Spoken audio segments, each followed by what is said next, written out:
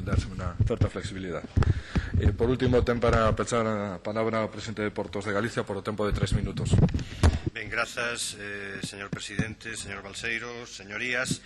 Efectivamente, empezando por o último que mencionaba vostede, estamos falando de ao redor dun 80% dos tráficos pasta de papel.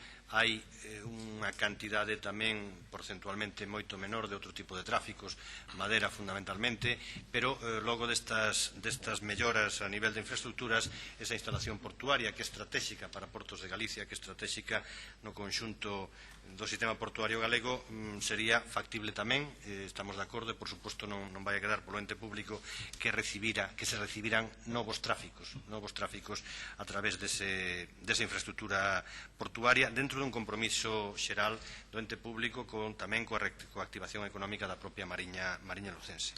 E en este sentido, recalcando ese papel estratégico do porto de Ribadeo, como reiteramos tamén en diversas visitas á zona, quero decir que sempre lle reiteramos aos axentes portuarios, aos operadores, ás empresas, a nosa total implicación para seguir optimizando esa inversión, esa infraestructura e, desde logo, por unha banda, pola conservación dos tráficos portuarios de referencia de pasta de papel, pero tamén na captación de novos tráficos. En definitiva, fixemos obras, negociamos regímenes tarifarios desde o punto de vista do convenio que falamos, e estamos dispostos, e así o manifestamos xa en diversas ocasións, a seguir traballando en esta línea.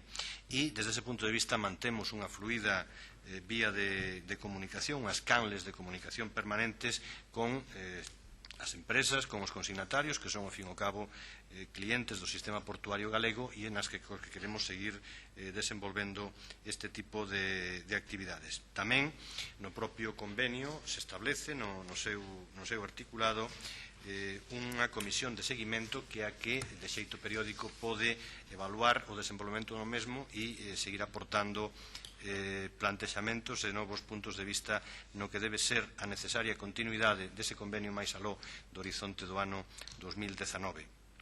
Por todo elo, desde o ente público, e agradecendo a súa intervención, queremos eliminar calquera atisbo de dúbida sobre a importancia que outorgamos a que a actividade de ENCE en Mirasol se siga desenvolvendo, e nelo poremos todo o noso empeño e esforzo realizando as accións e actuacións que sexan necesarias para cumplir así coa nosa obriga.